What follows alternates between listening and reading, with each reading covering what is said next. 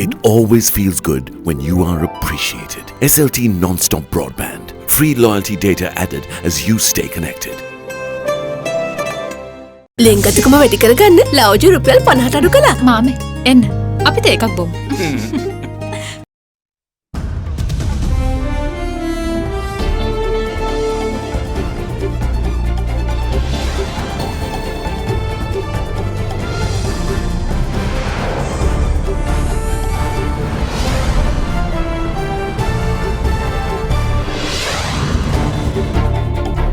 Tonight, short leash. IGP Pujit Jayasundara and former Defence Secretary Hemasiri Fernando released on conditional bail. Safe and sure. Ports Authority Chairman assures precautions at all ports in Sri Lanka while China announces possible new coronavirus treatment. Skullduggery. State Minister of Power calls Monday's unwarranted power cuts a possible act of sabotage as PUCSL demands an explanation. State of disunity. US President Donald Trump's State of the Union causes more rifts than unity. Because it was a manifesto of mistruths. All that and much more coming up on First at 9, this Wednesday, the 5th of February, 2020. From AdaDerana, this is AdaDerana First at 9.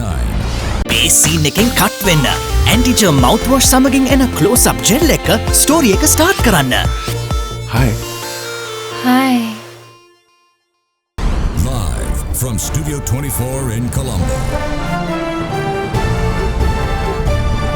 With the death toll from the novel coronavirus creeping up on the 500 mark, Chinese news reports have revealed that researchers from the Zhejiang University have discovered 2 new drugs that could swing the battle against the global epidemic.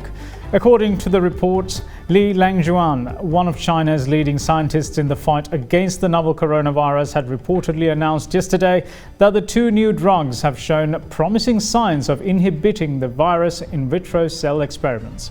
As a result, global stock markets responded positively to this news, recording sharp gains across the board.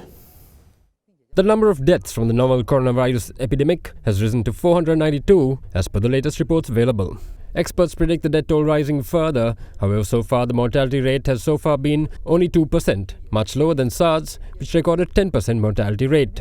With the number of cases steadily rising globally, the latest infection figure has now reached 24,324 as per the latest reports. However, in this backdrop, China's National Health Services have also reported 911 full recoveries. Meanwhile, German public health experts have dismissed as flawed a report that suggested that the novel coronavirus could spread before the onset of symptoms. Chinese officials previously reported that patients who don't exhibit symptoms could be considered infectious following an early study on asymptomatic transmission.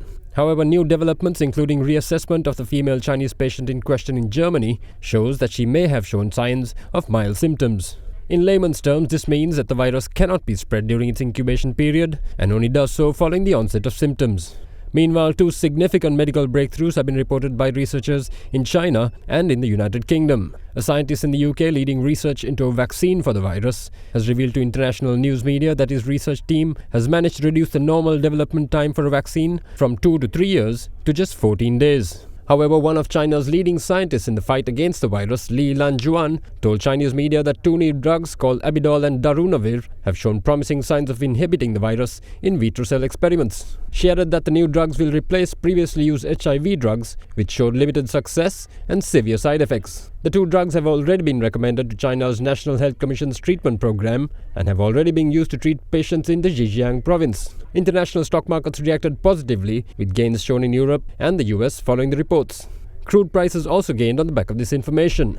In the meantime, Hong Kong and Japanese officials have quarantined 2 cruise ships amid concerns that passengers may have been exposed to the virus following the detection of 10 passengers with symptoms on the Japanese ship and a further 30 on the Hong Kong ship. The Diamond Princess cruise ship with 2,666 passengers and a crew of 1,045 remains anchored off the coast of Yokohama, while the World Dream remains docked at Hong Kong's Kai Tak cruise ship terminal with 1,800 people on board. All passengers and crew are currently being given health screenings and are being monitored for signs of symptoms.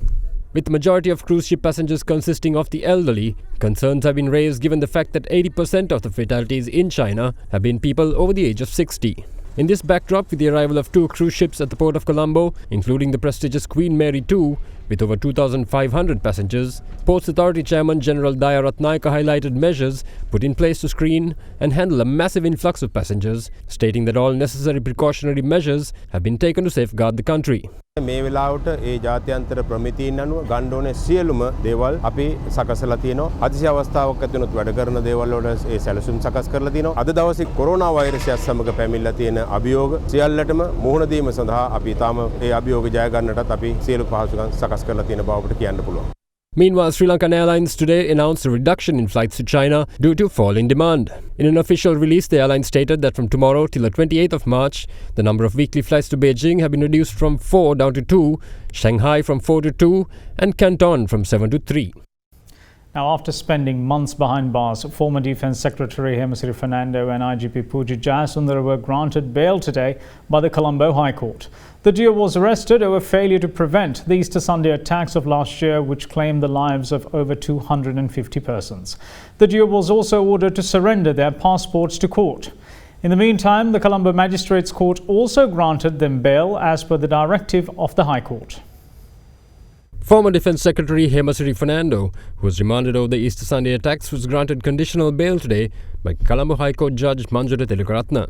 When the revision application filed by the former Defence Secretary was taken up for hearing, the Attorney General's Department raised no objections for granting bail to the defendant. Accordingly, the High Court judge ordered Fernando's release on 2 cash bails of 250,000 rupees each and 2 personal bails of 2.5 million rupees each. He also mandated that the defendant's sureties be residents of the Colombo district. The judge also banned Hemasiri Fernando from travelling overseas without judicial permission and ordered him to hand over his passport to courts. He was also ordered to report to the Criminal Investigation Department on the last Sunday of each month. In the meantime, IGP Pujit Jayasundara, who was also arrested along with Hemasiri Fernando over failure to prevent the coordinated terror attacks, was also granted bail by the Colombo High Court today.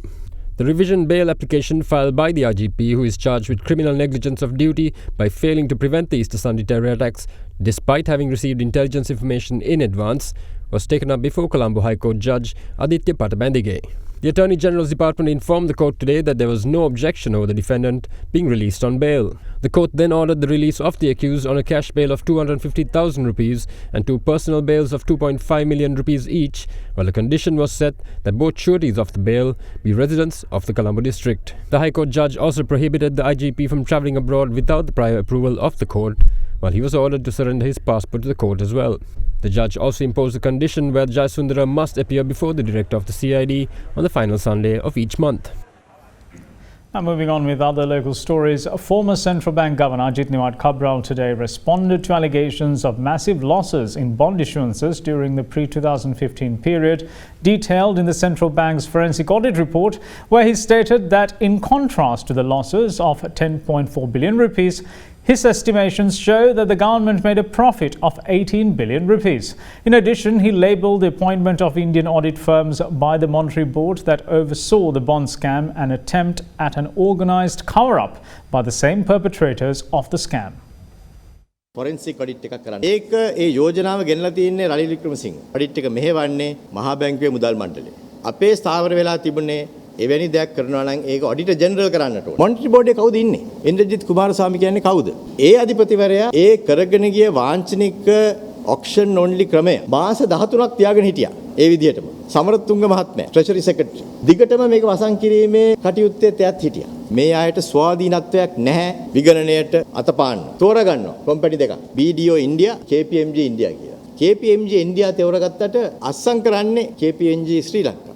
ඊට පස්සේ කියනවා පෙර කාලය තුලදී බැඳුම් කර නිකුතුවෙන් බිලියන 10.4ක Los එකක් තියෙනවා කියලා. ඒකේ කියවෙනවා ගනුදෙනු 4670ක් ඒ කාලය තුලදී නිකුත් වෙලා තියෙනවා. ඒ ගනුදෙනු 4670 දී ගනුදෙනු 1105ක බේස් ප්‍රයිස් එකට වඩා අඩුවෙන් නිකුත් කරලා යම් වාසියක් වෙන කෙනෙකුට ලැබුණා කියලා කියනවා.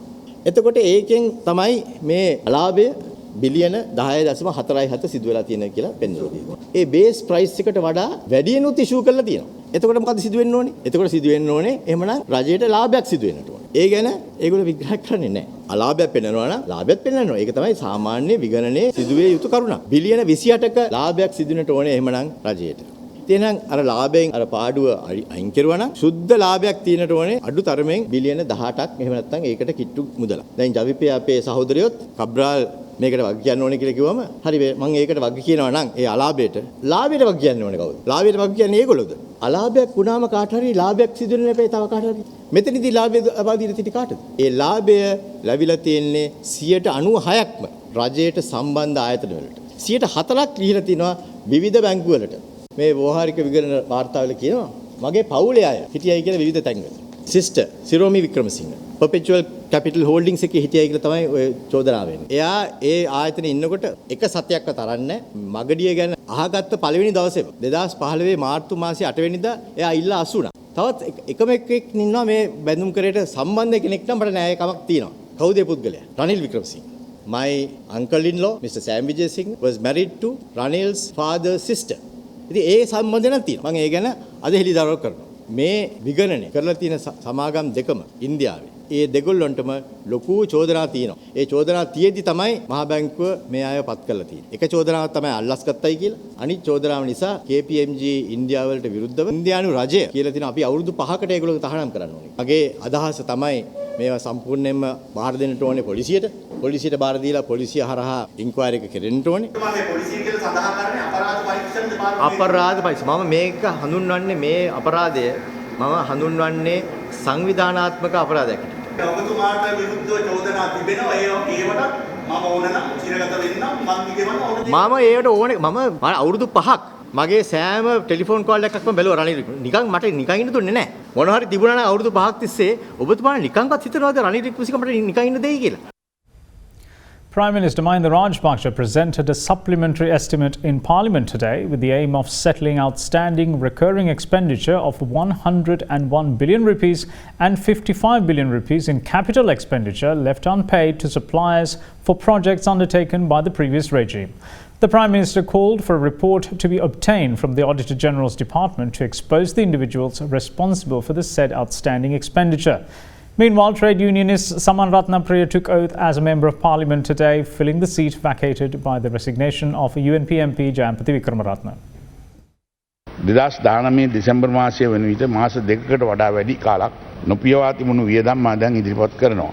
2019 නොවැම්බර් මාස 16 වෙනි දින පැවැත් වූ ජනාධිපතිවරණය සඳහා මැතිවරණ කොමිෂන් සභාව ඇතුළු විශේෂ වියදම් මේකක දරූ වියදම් වලින් නොපියවා ඇති වියදම රුපියල් මිලියන 1188ක් වෙනවා. මෙම වර්ෂයේ නියමිත මැතිවරණ පැවැත්වීමට අවශ්‍ය ප්‍රතිපාදන සඳහා අතුරු සම්මත ගිණුමෙන් වෙන් කර ඇති ප්‍රමාණයට අමතරව තවත් රුපියල් මිලියන 400ක් පමණ අවශ්‍යතාවයක් පවතින බව වාර්තා වී තිබෙනවා. රෝහල් වල ඖෂධ සැපයුම් සඳහා සෞඛ්‍ය අමාත්‍යාංශය එම සැපයුම් කරුවන්ට නොගොවා ඇති වියදම රුපියල් මිලියන 25696ක් වෙනවා. පොහොර සානාධාරයේ වෙනුවෙන් කෘෂිකර්ම අමාත්‍යාංශයේ පොහොර සැපයුම් කරුවන්ට නොපියවා ඇති මුදල් ප්‍රමාණය රුපියල් මිලියන 23950ක් වන අතර එම නිසා පොහොර සැපයුමද අඩාල වී තිබෙනවා. මහාමාර්ග කටයුතු වෙනුවෙන් ඉදිකිරීම් කරුවන් සඳහා නොගොවා ඇති මුදල් ප්‍රමාණය රුපියල් මිලියන 18449ක් වෙනවා. මහනගර සංවර්ධනය වෙනුවෙන් ඉදිකිරීම් කරුවන් සඳහා නොපියවා ඇති මුදල් ප්‍රමාණය රුපියල් මිලියන 6882ක් වෙනවා. පාසල් සංවර්ධනයේ සම්බන්ධයෙන් ඉදිකිරීම් කරුවන් සඳහා නොපියවා ඇති මුදල් ප්‍රමාණය රුපියල් මිලියන 2824ක් වෙනවා. ගම්පෙරළිය ව්‍යාපෘති උතුරු පළාත් සංවර්ධන නැවත පදිංචි කිරීම සඳහා සැපුම් කරුවන්ට නොගොවා ඇති හිඟ මුදල් ප්‍රමාණය රුපියල් මිලියන 3126ක් වෙනවා. මේ අනුව පුනරාවර්තන වියදම් සඳහා රුපියල් බිලියන 101ක් හා ප්‍රාග්ධන වියදම් වෙනුවෙන් තවත් රුපියල් බිලියන 55ක ප්‍රමාණයද අදාළ ආයතන විසින් සැපුම් කරුවන්ට ගෙවා නැහැ. ඒ නිසා මුළු ආර්ථිකයම අක්‍රිය වෙලා පිළිකා රෝහල ඇතුළු සියලු රෝහල් වල ඖෂධ සැපීම තපෝසත් වීමෙන් සමස්ත නිදහස් සෞඛ්‍ය සේවයම අඩපණ වී තිබෙනවා. බැදුම් කර වංචාව හා අදාළ ව්‍යවහාරික විගණන සම්බන්ධව මහ බැංකුව හා නීතිපතිවරයා විසින් අවශ්‍ය නීතිමය පියවර ගත යුතුයි. ඒ රජයේ ස්ථාවරයයි. ETI සමාගම හා අදාළ වත්කම් එම සමාගමේ තැන්පත් කරුවන්ට හිමි මුදල් නොගෙවා අත්නෝමතිකව විකිණීම් කටයුතු කළ වගකීම් හඳුනාගෙන ඒ සඳහා ගත යුතු ක්‍රියාමාර්ග පිළිබඳ මේ වෙන විටත් ජනාධිපති කොමිසමක් පත් කර තිබෙනවා. එම තැන්පත් කරුවන්ට සාධාරණ නීති කිරීම අපගේ වගකීමක්. කිසිදු බදවා ගැනීම පරිපාටියක් නොමැතිව අනියම් කම්කරුවන් වශයෙන් බදවා ගැනීම සඳහා සඳහා පත්වීම් ලිපිද නිකුත් කර තිබෙනවා. ජාතික නිවාස සංවර්ධන අධිකාරියේ එවැනි බඳවා ගැනීම් 2511ක් වෙනවා. ඒ සඳහා වර්ෂයකට රුපියල් මිලියන 990ක් පමණ වැය වෙනවා. පුරාවිද්‍යා දෙපාර්තමේන්තුවට හා සංස්කෘතික අරමුදලට 1430ක් ඒ ආකාරයෙන්ම බඳවාගෙන තිබෙනවා. පාරදී තිබෙනවා. ආර්ථික වර්ධනය 3%කටත් වඩා අඩුයි. මේ වන විට දකුණු ආසියාතික රටකින් වාර්තා වන අඩුම වර්ධන වේගයයි. පැවැලි ශේෂ්ත්‍රයේ කම්කරුවන් සඳහා දිනක වැටුප රුපියල් 1500 දක්වා වැඩි කිරීම නොඑක් දෙනා පොරොන්දු වී තිබියත් ඉබියදීත් එම කම්කරුවන් සඳහා වැවැලි සමාගම මතකරු ජනාධිපතිතුමා පොරොන්දු වූ පරිදි රුපියල් 1000ක වැටුප් ලබා ගැනීමට එකඟ වී තිබෙනවා. ඒ මාර්තු මාස 1 වෙනිදා සිට ක්‍රියාත්මක කිරීමට දෙපාර්ශ්වය අතර සාමූහික ගිවිසුම ඉදිරි සතියේදී සංකිරීමට නියමිතයි. අධිකරු ජනාධිපතිතුමා අත්‍යවශ්‍ය භාණ්ඩ 10ක් අඩු ආදායම් ලාභීන්ට සානදායී ලෙස ලබා දීමට පොරොන්දුව මාර්තු මාස 1 වෙනි දින සිට ක්‍රියාත්මක කිරීමට අවශ්‍ය වෙළඳ ජාලය ලංකා සතොස සමෝපකාර වෙළඳසැල් කාන්තා ව්‍යවසායකින් ඇති වෙළඳසැල් වලට ප්‍රමුඛත්වය දී ක්‍රියාත්මක කිරීමට අවශ්‍ය කටයුතු සූදානම් කර තියෙනවා. මේ සමග සභාගත කරන වියදම් පිළිබඳ වගකියුත්ත හඳුනාගෙන ඒ සඳහා ගත යුතු ක්‍රියාමාර්ග පිළිබඳව විගණාධිපතිවරයාගෙන් වාර්තාවක් ලබා ගන්නා ලෙස මම මෙම ගරු සභාවට යෝජනා කරනවා. We'll be back right after this break. Stay tuned.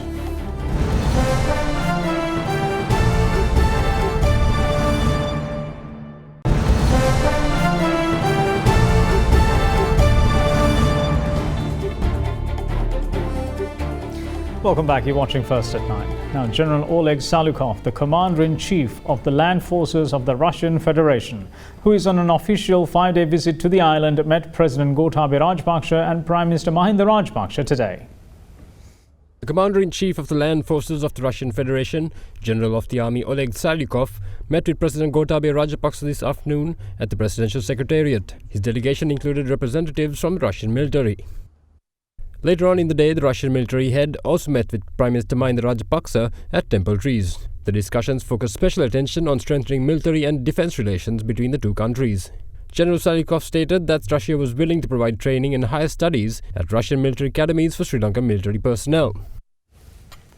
The Public Utilities Commission of Sri Lanka has called on the Ceylon Electricity Board to submit an explanation for a series of unscheduled power outages that occurred in the areas of Wattala, Jayala, Kandana, Borlaskamua, Maharagama and Kalaniya last Monday. An official letter has been forwarded to the Ceylon Electricity Board in calling on the board to submit a report in this regard. Following several consumer complaints to the Public Utilities Commission of Sri Lanka regarding a series of sudden power failures in several areas in Colombo last Monday, the Commission has called for a report from the Ceylon Electricity Board to explain the unscheduled outages. The letter to this effect stated that the CEB must obtain prior approval from the Commission for every scheduled interruption in supply, as per Section 10 of the Condition 30 of the Electricity Transmission and Bulk Supply Licence issued by the PUCSL. Further, the CEB is expected to give the public prior notice of such outages, other than for interruptions due to maintenance work. Furthermore, PUCSL Director of Corporate Communications Jainath Herath stated that necessary action will be taken after receiving the report.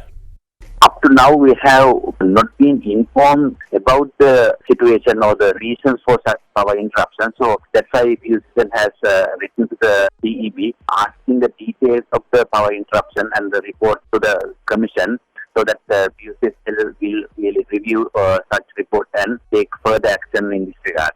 In the case of really, if it is such a power interruption, scheduled power interruptions are submitted to the Commission will review and also look into the other options available without directly going for such power interruptions. There are options really to be considered and to be really adapt this kind of situation. Therefore, the approval process doesn't mean that it should be approved no sooner it is submitted to the Commission. Commission will further study, especially the alternative methods to avoid such power interruption would be studied and recommended. Meanwhile, State Minister of Power Mahindananda Alutgamage cast the motives behind Monday's power interruptions into further doubt. Addressing a media briefing today, he raised the question whether the move was an act of sabotage, since there was no shortage of resources warranting a power cut. මේ විදුලි කම්පාදුව සම්පූර්ණ නීති විරෝධී ක්‍රියාවක්. මේ පිළිබඳ අද දිනේ අතිගරු ජනාධිපතිතුමාගේ උපදෙස් පරිදි විශේෂ පරීක්ෂණයක් පවත්වන්න ලේකම්වරිය විසින් කමිටුවක් පත් කරා.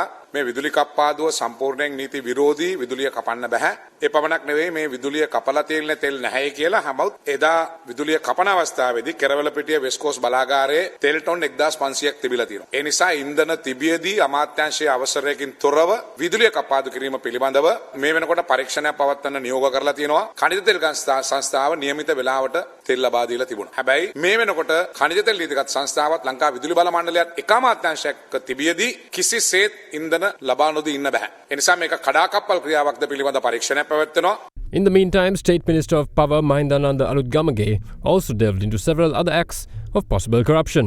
මේ ශ්‍රී ලංකන් ගුවන් සමාගමේ පමණක් නෙවෙයි මේ වෙනකොට වැවිලි කර්මාන්ත අමාත්‍යාංශයේ මේ නිලධාරීන් සහ දේශපාලඥයන් එක්කහුව වෙලා කරපු වැරදි. මේ වෙනකොට වැවිලි කර්මාන්ත අමාත්‍යාංශයට ජනතා වතු සංවර්ධන මණ්ඩලයේ වතු 18 ෆැක්ටරිස් කර්මාන්ත ශාලා තියෙන පොඩි ප්‍රමාණය. මේක ඕනේ කමින් මේ කර්මාන්ත ශාලා වහනවා. ඒකල මේ දළු එළියට විකුණනවා වැවිලි කර්මාන්ත අමාත්‍යාංශය. පසුගිය වසරේ තේ දළු කිලෝ එක මිල රුපියල් 80යි. හැබැයි දීලා තියෙන්නේ රුපියල් 60කට. ඒ කියන්නේ එක දළු කිලෝ එකකින් රුපියල් 20ක කොමිස් මුදලක් ලබාගෙන තියෙනවා. මේකට ඉහළ පෙළේ දේශපාලඥයෙක්ගේ දියණියක් සම්බන්ධ වෙලා තියෙනවා. මේ අමාත්‍යාංශයට සම්බන්ධ දියණියක් සම්බන්ධ වෙලා තියෙනවා. ඒ විතරක් නෙවෙයි ජනතා වතු සංවර්ධන මණ්ඩලයේ ප්‍රධාන නිලධාරීන් දෙන්නෙක් මේකට සම්බන්ධ වෙලා තියෙනවා. මාසෙකට අමුදලු කිලෝ ලක්ෂ 3ක් මේ වතු විසලි නිෂ්පාදනය කරනවා. එතකොට ඔබ බලන්න මිලියන 60ක් ජනතා වතු සංවර්ධන මණ්ඩලයෙන් ලක්ෂ 600ක් මාසෙකට ඒ අමාත්‍යාංශයේ ඇමතිවරයෙක් සහ නිලධාරීන් විසින් කොමිස් ලබාගෙන තියෙනවා. අපේ නවීන් දිසානායක මහත්මයාගේ වැවිලි කර්මාන්ත අමාත්‍යාංශයට තමයි තිබ්බේ කුඩා තේ වතු සංවර්ධන අධිකාරිය. කුඩා තේ වතු සංවර්ධන අධිකාරියට පහුගිය මැතිවරණ අවසාන සමයේ ගෙනල්ලා තියෙනවා ජනතාව අතර බෙදන්න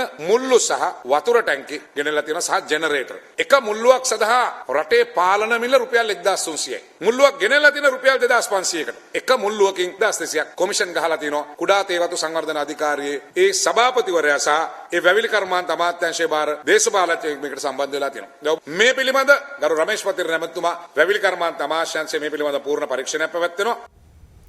The police insist that former CEO of the Sri Lankan Airlines Kapila Chandrasena and his wife, who are under arrest warrants, cannot possibly have fled the country as they are bound by a foreign travel ban.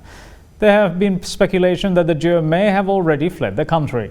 Ex-Sri Lankan CEO and his wife are implicated in a questionable financial transaction between the national carrier and aircraft manufacturer Airbus in the year 2013. The Fort Magistrates Court issued arrest warrants for their arrest on Monday.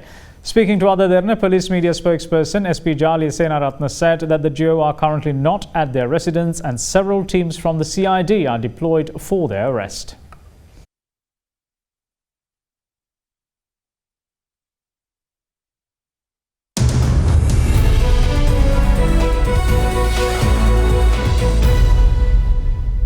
HCL Technologies, a global tech company, has announced the establishment of its global delivery center in Colombo after it inked an agreement with the Board of Investment of Sri Lanka. A key part of HCL's business and development strategy in Sri Lanka will be to generate local employment and provide the right skilling programs that will augment the growth of the knowledge services industry in the island. Collaborating with the BOI of Sri Lanka, HCL's local entity, HCL Technologies Lanka Private Limited, will implement its work integrated education program to foster growth by actively cooperating with local ICT and engineering institutions to develop and train the island's talent pool. Through this delivery centre in Colombo, global clients will be provided with services in the areas comprising of applications and system integration services, infrastructure service and digital process operations.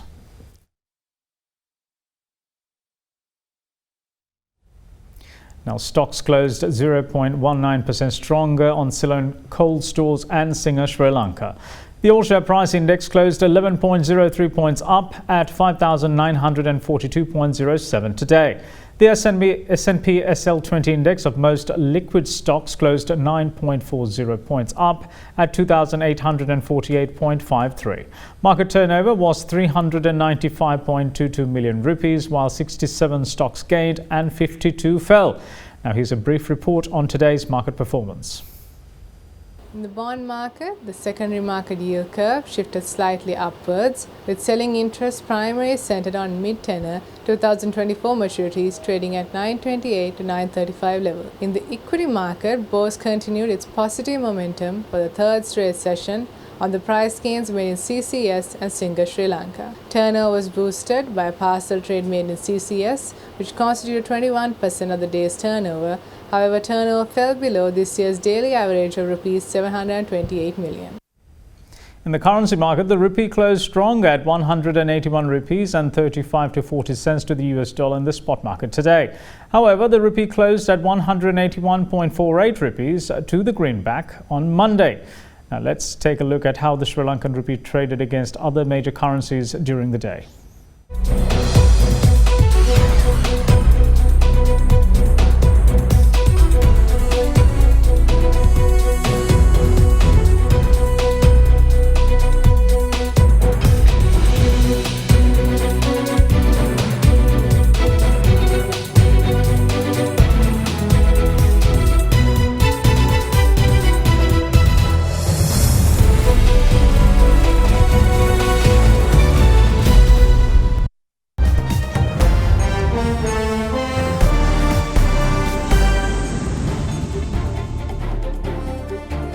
Welcome back. You're watching First at 9. Now, US President Donald Trump hailed what he termed the Great American Comeback in his third State of the Union address to the Congress. He lauded the US economy's strong performance with him at the country's helm, highlighting 70% increase in the stock market since he entered the White House and record low unemployment for Black and Hispanic people. Critics, however, claim that many of Trump's economic claims are exaggerated. President Donald Trump has hailed the Great American Comeback in his annual State of the Union address that exposed sharp divisions at the top of US politics. America's enemies are on the run, America's fortunes are on the rise, and America's future is blazing bright. The years of economic decay are over. In just 3 short years, we have shattered the mentality of American decline, and we have rejected the downsizing of Americans' destiny. We have totally rejected the downsizing. We're moving forward at a pace that was unimaginable just a short time ago, and we are never, ever going back.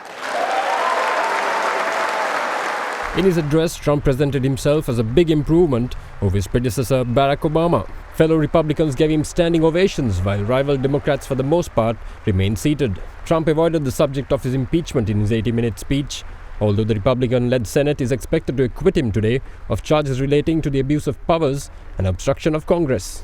Meanwhile, a bit of feud between US President Donald Trump and State House Representative Speaker and top Democrat Nancy Pelosi boiled over, with Trump snubbing Pelosi's outstretched hand and Pelosi in turn ripping apart a copy of his speech behind his back after Trump ended his address. As Pelosi exited, she said that Trump's address was a manifesto of mistruths, as Democrats slammed Trump's speech as divisive. Madam Speaker. Because it was a manifesto of mistruths.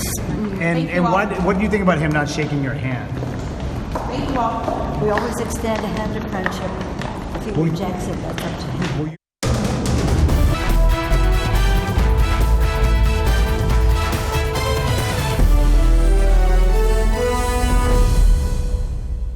Now, the Olympic organizers are concerned that the spread of the new coronavirus could throw cold water over the growing momentum of the 2020 Games. Japanese government officials, including Prime Minister Shinzo Abe, have said that the government would work hard to minimize any impact from the virus outbreak on the Games, which start on the 24th of July. Meanwhile, several qualifying events, including badminton and boxing, have been postponed due to the virus. I am seriously worried that the spread of infectious disease caused by the new coronavirus could throw cold water on the momentum of the Games. I hope it will subside as soon as possible. As the organizing committee, we would like to take countermeasures against infectious disease firmly in cooperation with IPC, IOC, the Japanese government and the Tokyo government. And that is why we are in regular dialogue with the World Health Organization and the IOC. This is normal practice ahead of any major event and a Games like this. We have full confidence that the relevant authorities, in particular in Japan, China and the World Health Organization, will take all the necessary measures to address the situation. And that's it from all of us here at First at 9. Thanks for watching. Bye-bye.